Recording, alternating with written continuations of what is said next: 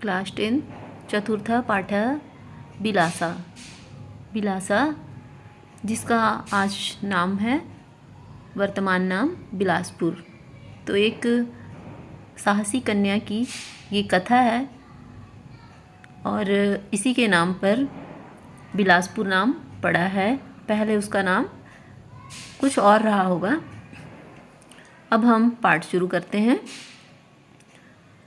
रतनपुरस्य जनपदान्तर्गते शताधिकवर्षपूर्वं लगरा इति ग्रामात् स्वपत्न्या सह जीविकापार्जनार्थं परशुनाम्नः केवत्यः निर्गतः। तो रतनपुर जनपद के अंतर्गत कई सौ वर्षों पूर्व की बात है। एक छोटा सा ग्राम लगरा, तो वहाँ पर एक केवट परशु नाम का था, अपनी पत्नी के साथ जीविका उपार्जन के लिए वहाँ पर आया। तो अर्पा नद्याः तटे अतिष्ठताम, वह अर्पा नदी के किनारे रहने लगे। अर्पायाः तटे एकः लघुग्रामः आसीत्, अर्पा नदी के किनारे एक छोटा सा गांव था। परशु अर्पा नद्यां प्रतिदिनं मत्स्याखेटं करोति स्म, और वह हर दिन वहाँ से मछलियाँ पकड़ता नदी से और बेचने का काम करता। मत्स्याखेटम का करोति है ना। कालांतरेण तस्य भार्या बैसाखा एकां स्वस्थां बालाम अजनयत। कुछ समय के पश्चात उसकी भार्या, उसकी पत्नी बैसाखा जिसका नाम था, एक स्वस्थ बालिका को जन्म देती है। सा बालिका लावण्यवती आसीत्, और वह बालिका बहुत ही सुंदर थी। लावण्येन तस्या बिलासा इति नामकरण भवत, तो बहुत खूबसूरत थी, इसलिए उसका नाम खूबसूरती के कारण बिलासा रखा गया। बिलासा शैशव काले बाला बालः सह क्रीडति स्म, बचपन में वह छोटे छोटे बच्चों के साथ, अपने सहपाठियों नहीं, अपने हम उम्र के साथ खेला करती थी। तस्यै बालका नाम क्रीडनम च रोचते स्म, और बच्चों के साथ खेलना उसे बहुत अच्छा लगता था। बिलासा अदम्य साहसिका आसीत्, और वह बचपन से ही बहुत ही साहसी थी। अदम्य अद्भुत साहस था उसके अंदर। एकदा सुप्तं बालम नीत्वा वृक्कः पलायनम कुर्वन् आसीत्, एक बार एक सोए हुए बच्चे को एक भेड़िया उठा के ले गया। तदा बिलासा वृक्कम दंडेन ताड़ित्वा बालकम मुक्तम कृत्वा मातरम समर्पयत, अब वह डंडे से मारकर उस बच्चे को मुक्त कराती है और उसकी माता को दे देती है। बालकई सह बिलासा मल्ल कौशलम शिक्षते स्म, और बच्चों के साथ वह मल्ल कौशल मतलब कुश्ती में भी शिक्षा ली थी, उसमें भी निपुण रहती है। तम साहसम दृष्ट्वा जनैः तस्या दलाय ग्राम रक्षणस्य दायित्वं प्रदत्तम, अब गांव के लोग उसे ग्राम रक्षा का कार्य सौंप देते हैं। यदा वर्षा काले अर्पा नद्यां जल प्लावनम जातम, अब एक बार क्या हुआ कि वर्षा ऋतु में अर्पा नदी में जल प्लावन बाढ़ आ गया।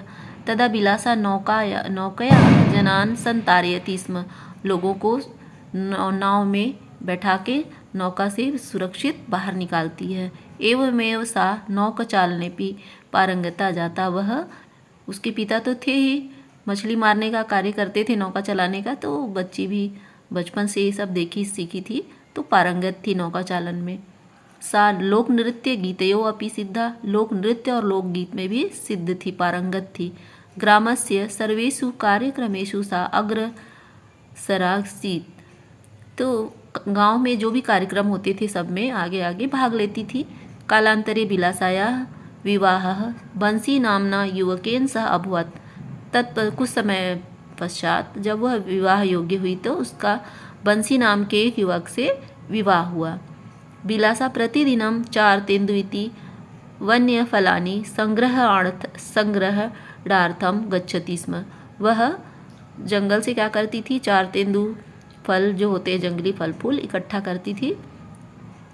तथा च बंसी महिषचारणाय वनम प्रति आगच्छत, और उसका जो पति था बंसी, वो गाय भैंसों को जंगल में चराने ले जाता था। यदा सायंकाले बिलासा पत्या साकं गृहं प्रति न्यवर्तयत तदा सहसा आखेटाय, अब शाम के समय वो क्या करती थी, साग सब्जी लेके दोनों पति पत्नी अपने घर लौटते थे। इतने में क्या होता है, अचानक सहसा अखेटाय भ्रमतः, आखेट के लिए शिकार के लिए राजा कल्याण साय निकले रहते हैं। राज्ञः कल्याण साय स्परी एकः व्याघ्रः आक्रमण कृतवान।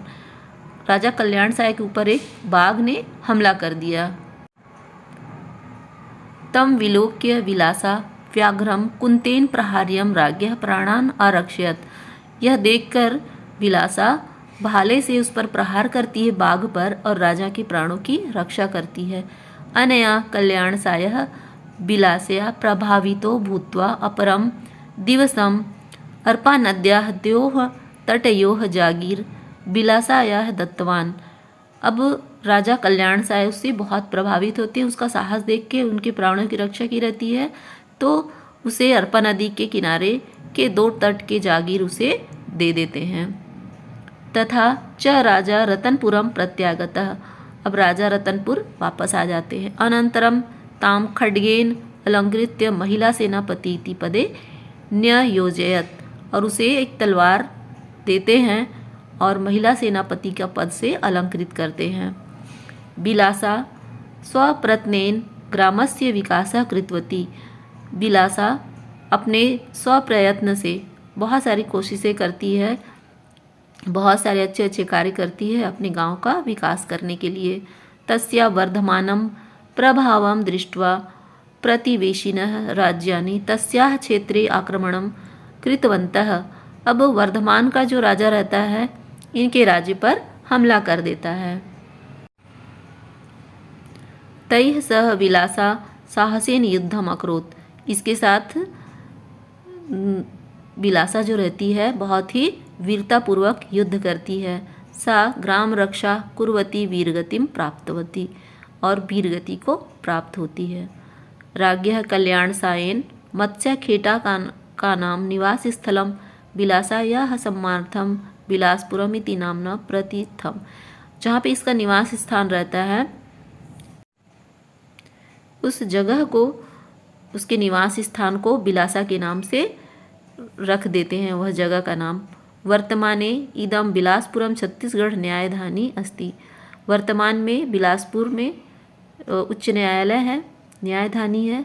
बिलासा स्वकार्येण न केवलं स्वसमाजे अपितु समस्त छत्तीसगढ़ प्रांते सम्मानिता अस्ति। बिलासा अपने कार्यों की वजह से न केवल छत्तीसगढ़ में अपने ही समाज में नहीं बल्कि पूरे छत्तीसगढ़ में भी सम्मान के योग्य बन गई है। संप्रति छत्तीसगढ़ सर्वकारेण मत्स्यपालन क्षेत्रम प्रोत्साहनार्थम तया नामना बिलासाबाई केवटिन इति पुरस्कारः प्रतिवर्षः दीयते।